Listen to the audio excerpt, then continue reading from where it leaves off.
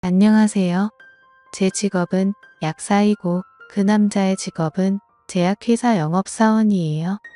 혼자서 작은 약국을 개업하고 이것저것 힘든 일이 많았는데 그때마다 제 손과 발이 되어주며 도와준 그 남자에게 어느 순간부터 마음이 가더라고요.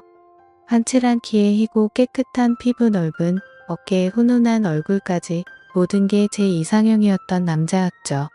제약회사 영업사원이라는 직업이 저 같은 약사나 의사들의 시다바리를 해야 하는 직업인지라 나름대로 고충도 많고 스트레스도 많을 텐데 한 번도 티 안 내고 밝게 웃으며 사는 그 사람에게 저는 결국 고백을 했고 저희는 정식으로 교제를 시작했습니다.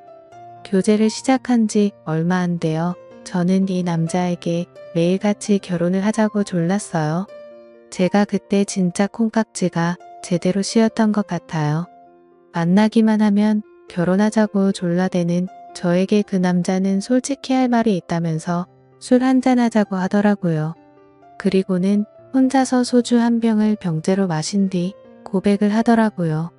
사실 본인은 애 딸린 이웃남이라고 말이에요. 알고 보니 그 사람은 저와 정식으로 만나기 반년 전 이혼을 했더라고요.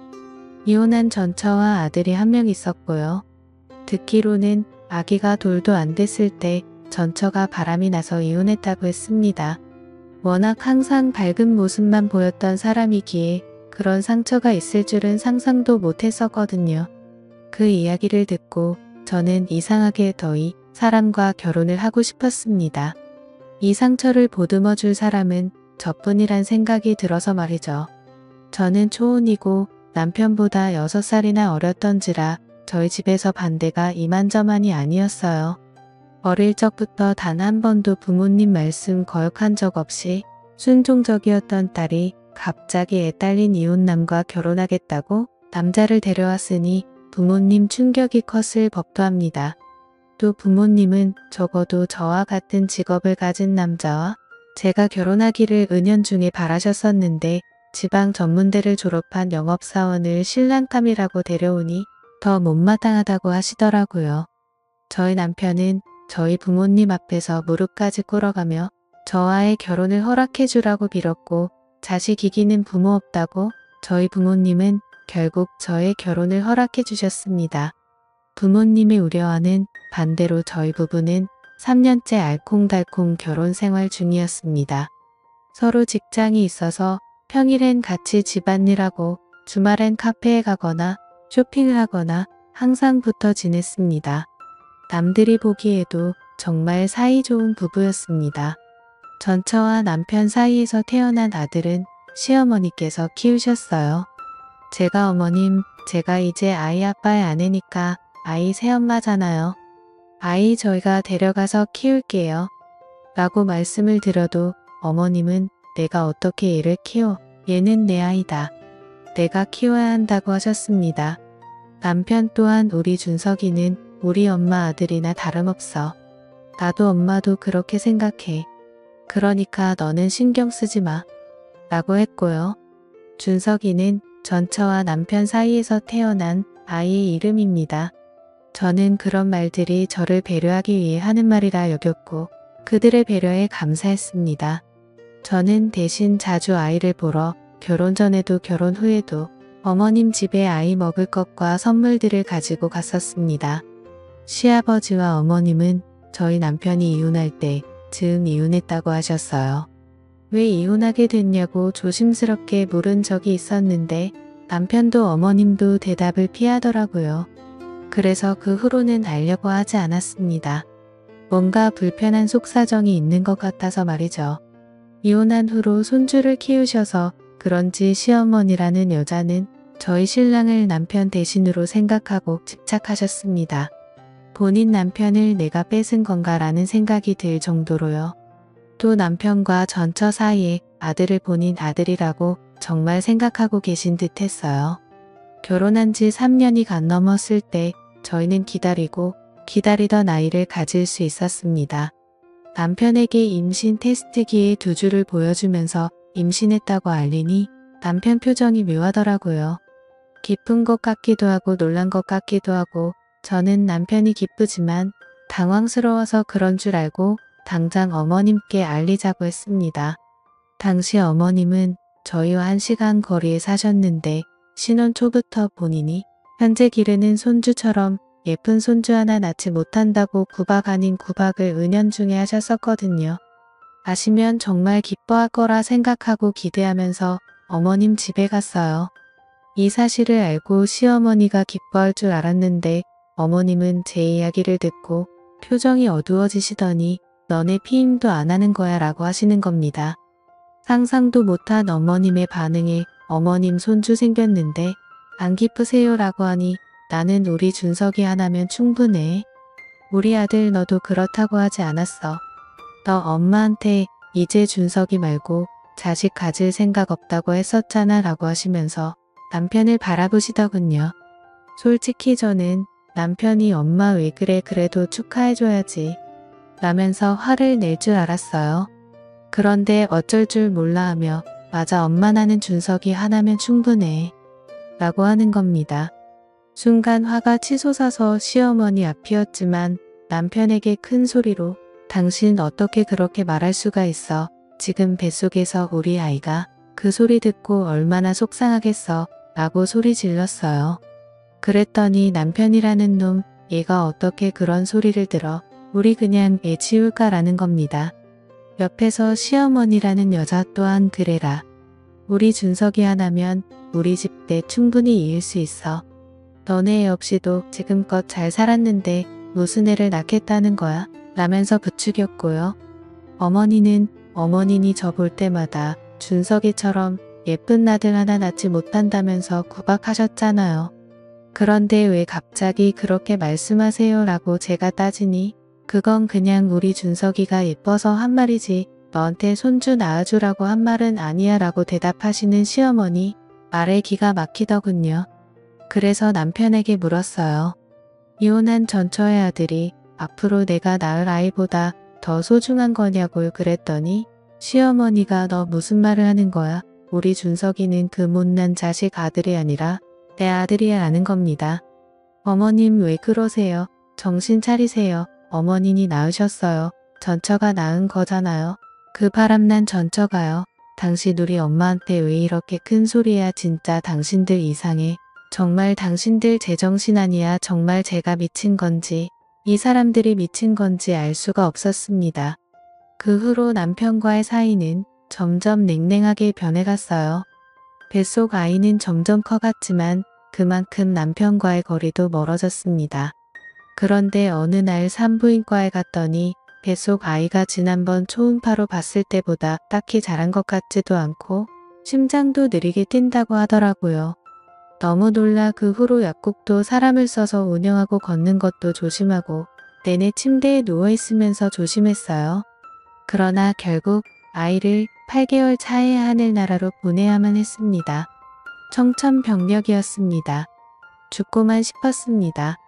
제 인생에서 그렇게 힘든 적은 없었던 것 같네요. 뱃속에 죽은 아이를 꺼내기 위한 유도분만 중 제가 숨을 제대로 쉬지 못해 위험해져서 수술까지 해야 했어요.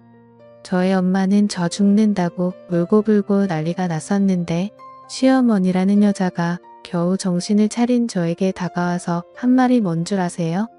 나 때는 무통주사도 없었어. 세상 좋아진 줄 알아.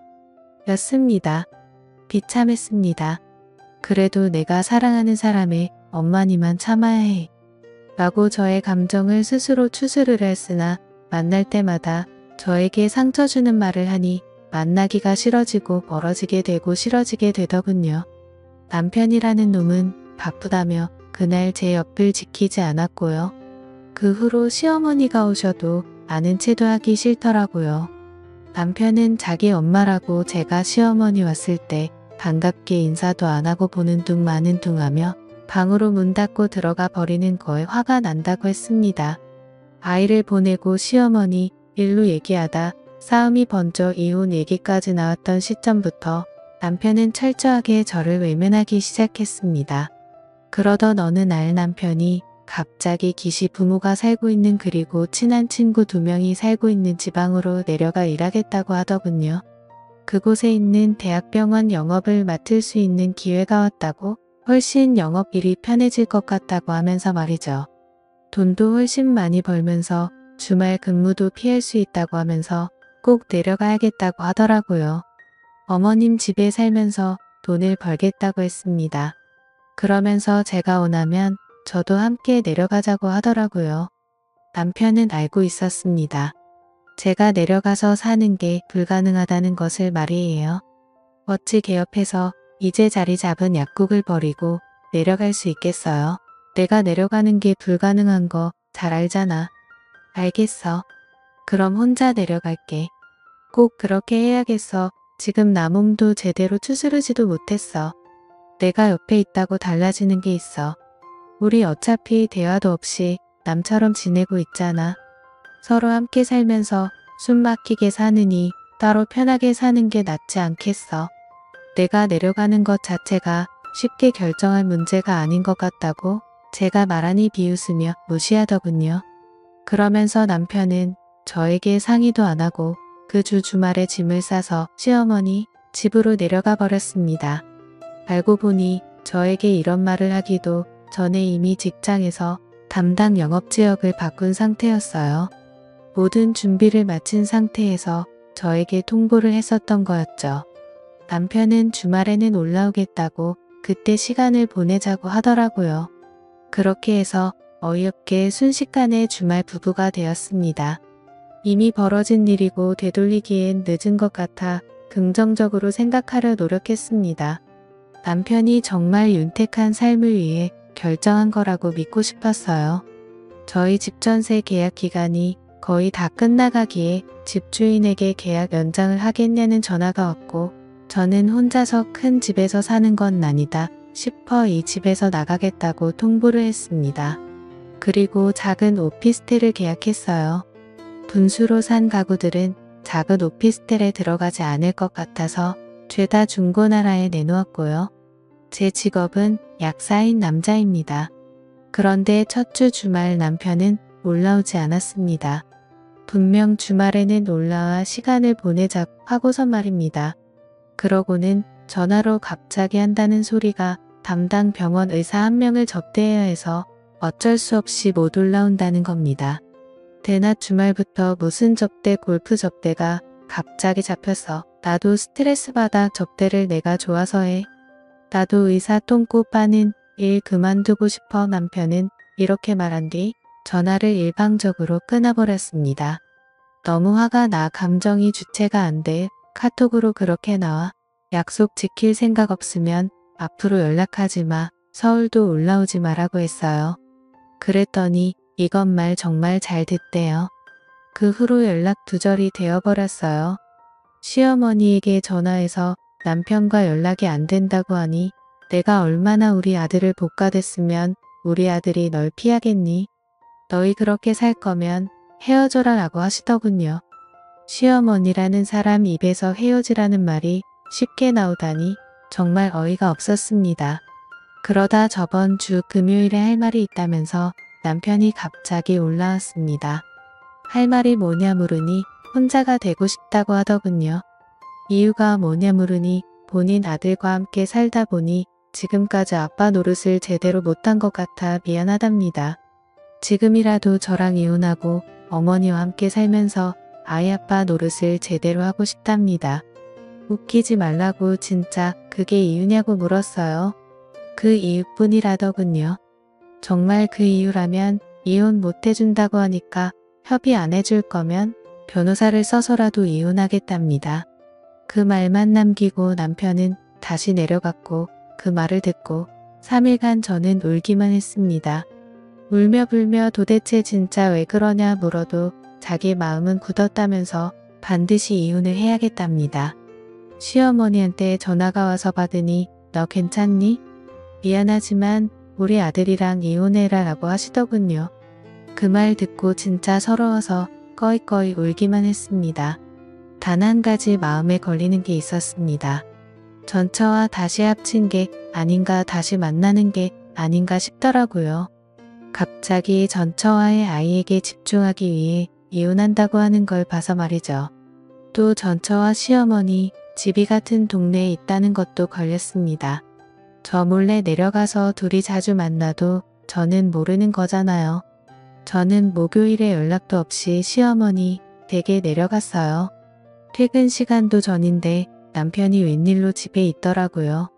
갑자기 남편 폰을 뺏어서 문자와 카톡 내역을 뒤졌습니다. 도대체 뭐 하는 거야 라고 말하면서도 핸드폰을 뺐지. 많길래 사진 앨범에 있는 사진들도 하나하나 확인했습니다. 그리고는 남편 차 키를 뺏어서 주차장으로 내려가 남편 차 블랙박스도 다 봤습니다. 전처와 연락한 흔적이 전혀 없더군요. 또 다른 여자와의 바람 핀 것도 안 찾을 수 없었습니다. 그냥 정말 나랑 헤어지고 싶어서 그런가 보다 싶었어요. 한편으로는 이상하게 찜찜한 점들이 있었습니다. 제가 핸드폰을 내놓으라고 할 때 핸드폰을 뺏지 않고 처음부터 끝까지 보게 해준 것도 이상했어요. 또 블랙박스 녹화 보니 며칠 전 거부터밖에 없고 그전 것은 모두 삭제돼 있었던 것도 이상했습니다. 저는 남편에게 알겠다고 깔끔하게 헤어져 주겠다고 다만 정리할 시간을 주라고 말한 뒤 다시 집으로 돌아왔어요. 그냥 집으로 들어왔냐고요? 아니죠. 잠시 부엌에서 시어머니가 안방에 들어가 있고 남편이 화장실에 들어가 있던 사이에 그 둘 몰래 작은 카메라 하나를 주방 식탁 아래에 몰래 붙여두고 왔습니다. 사실 남편 차 조수석 가래에도 하나 설치했고요. 카메라 2개를 준비해서 내려올 때만 해도 전처와 무언가가 있을 거라 생각하고 전처와 남편 놈의 불행각을 제대로 녹화해서 망신을 줄 생각이었거든요. 어찌됐든 뭔가 수상하니 그 이유를 알아내기 위해 카메라를 설치해왔어요. 아무래도 설치한 장소가 식탁 밑과 조수석 아래다 보니까 제대로 찍히는 것도 없더라고요. 다만 자동음성 인식 기능 덕분에 대화 소리가 들리면 제 핸드폰으로 알람이 왔기에 도청은 제대로 할 수가 있었습니다. 집에 돌아오는 길부터 내내 핸드폰 중독자처럼 핸드폰을 켜놓고 이어폰을 낀 상태로 무슨 소리가 들리나 듣는 게 제 일이었네요. 제가 가자마자 시어머니라는 여자 제 욕을 그렇게 해대더군요. 내가 그년 처음 집에 내가 데려왔을 때부터 마음에 안 들었어. 자기야 내가 내 와이프 좋아서 결혼한 거 아닌 거 알잖아. 이번에 협의 이혼하고 재산 분할 제대로 받으면 우리 준석이도 더 좋은 환경에서 키울 수 있을 거야. 조금만 기다려줘. 저는 제 귀를 의심했습니다. 본인 엄마에게 자기라고 부르는 아들이라니요. 저는 소리를 더 키워서 그 둘의 대화를 듣기 시작했습니다. 내가 지금까지 참고 참았는데 나한텐 분명히 1년도 안 살고 이혼할 거라고 했잖아. 그런데 왜 아기까지 가져? 그년이랑 결혼해도 부부처럼 안 지낸다며? 그년이랑 안 하고 나랑만 한다고 했던 약속도 어겼잖아. 어떻게 그럴 수가 있어? 그런 약속 어겼으면 나한테 들키기라도 말았어야지. 왜 들켜서 나한테 들키고 그래? 미안해 자기야. 진짜 딱 한 번 실수한 건데 그랬던 거야. 너무 졸라대서 말이지. 알잖아 우리 와이프 기 센 거. 갑자기 임신했다고 해서 나도 엄청 놀랐었어. 나는 자기랑 준석이밖에 없는 거 알지? 정말이야? 정말이지. 나 그래서 자기랑 준석이랑 살려고 이렇게 내려온 거잖아. 내가 그년이랑 이번에는 꼭 협의 이혼할게. 이혼 안 해준다고 하면 재차 청구로 몰아서 이혼 소송할게. 그 둘은 대화를 마친 뒤 서로 꼭 끌어안고 안방으로 들어가더군요. 카메라가 안방 앞쪽만 찍을 수 있게 설치돼 있어 안방 안에서의 모습을 보진 못했지만 열려진 안방문 사이로 들려오는 소리를 통해 그 둘이 무슨 짓거리를 하는지는 보지 않아도 알 수 있었습니다. 결국 저는 대화 엿듣기를 포기했어요. 더 이상 듣다 정말 돌아버릴 것 같았거든요. 그리고 한참을 울기만 하다가 밤늦은 시간 저는 시아버지라는 사람에게 전화를 걸었습니다. 혹시라도 이 둘의 사이를 아는지가 궁금해서 말이에요. 시부모님의 이혼 사유가 혹시 이 둘 때문이 아닌가 의심이 되더군요. 그래서 물어봤더니 아버님도 아시고 계셨어요. 아버님은 한참을 아무 말을 안 하셨습니다.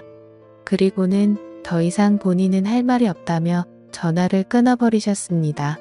저는 바로 아버님이 사시는 집으로 갔어요. 딱 한 번 찾아갔던 집이라 기억이 잘 나지 않아 근처에 가서도 한참을 헤맸습니다. 아버님께 집 근처라고 한 번만 만나 주라고 사정사정을 하며 제가 있는 위치를 말씀드리니 못 이기는 척 나오시더라고요.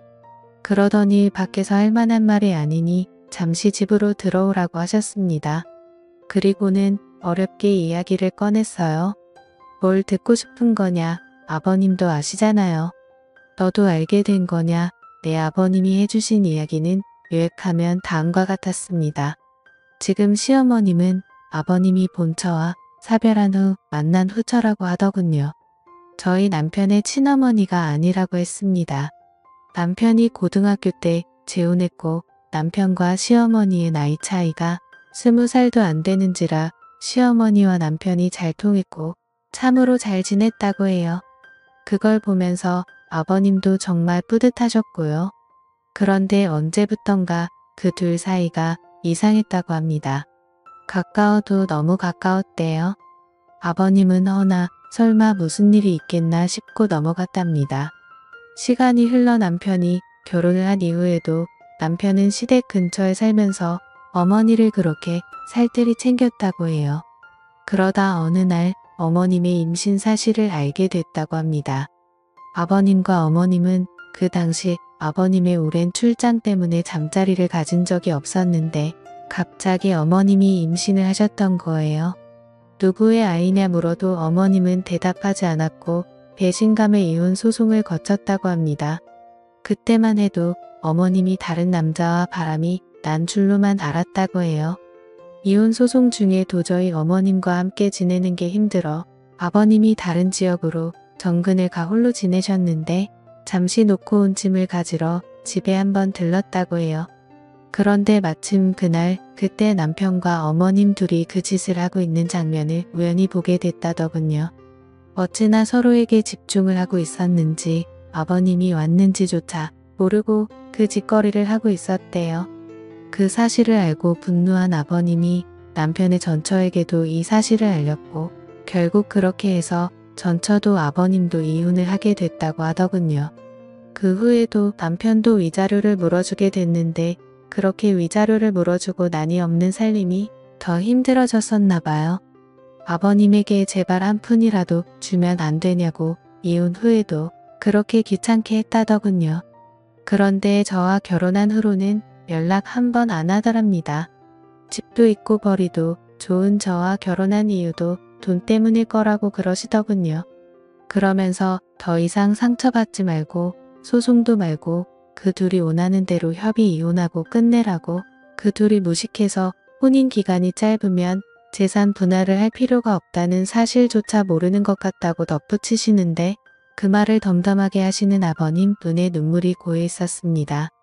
아들과 아내를 동시에 잃은 슬픔 때문인지 저에 대한 동정 때문인지 알 수가 없더군요. 저는 아버님께 감사하다고 앞으로 찾아올 일도 만나볼 일도 없을 거라고 말씀드리고는 다시 집으로 돌아왔습니다. 그리고 밤을 꼬박 새웠습니다. 어떻게 해야 하나 고민하고 또 고민했어요. 며칠 그렇게 밤을 새우다가 변호사에게 찾아갔습니다. 변호사에게 영상을 보여주며 이것을 증거로 소송이 가능하냐 물었어요. 예상과는 반대로 변호사는 불법적으로 촬영한 영상이라 증거가 되지 못한다고 하더군요. 어이가 없었습니다. 진짜 기댈 곳은 친정밖에 없더라고요. 말씀 안 드리고 어떻게든 혼자 해결하려 했는데 결국 저는 친정에 찾아가서 엄마 아빠에게 이 모든 사실을 말씀드렸습니다. 저의 엄마 아빠는 가슴을 치면서 우시더군요. 그러면서 본인들이 끝까지 반대했어야 했다고 결국 허락한 본인들 책임이라며 자책들을 하셨습니다. 아빠는 한참을 그렇게 가슴을 치시고 우시더니만 집에 있는 가장 큰 골프채 하나를 가지고 집 밖으로 나가셨어요. 엄마와 저는 따라 나갔고요. 누구도 입 밖으로 꺼내지 않았지만 아빠가 어디로 갈지는 엄마도 저도 알고 있었습니다. 저희는 침묵 속에서 아빠 차를 타고 시어머니와 남편이 지내는 집으로 갔습니다. 집으로 가니 정신 나간 시어머니와 남편 놈 모두 깜짝 놀라서 아빠를 토끼 눈으로 쳐다보더라고요. 아빠는 야 이 짐승 같은 인간들아 니네가 사람이냐라고 하며 골프채를 휘두르셨고 그들은 아빠를 피하기 위해 머리를 손으로 감싸면서 주방 식탁 안으로 들어갔습니다. 아빠는 그 식탁을 발로 차서 넘어뜨리고 저 또한 주방 의자를 남편 놈에게 던졌습니다. 진짜 한참을 그렇게 저랑 아빠가 미친 듯이 휘두르고 던지고를 반복했던 것 같네요. 기억이 잘 나지 않지만 정신을 차렸을 땐 남편 놈과 시어머니가 무릎을 꿇고 울면서 빌고 있었습니다. 그걸 보면서 엄마 또한 바닥에 쓰러져 펑펑 우셨고 아빠 또한 우는 엄마를 껴안고 미친 듯이 흐느끼셨어요. 저는 이상하게 눈물이 나지 않더군요. 이 모든 게 현실로 느껴지지 않아서 말이에요.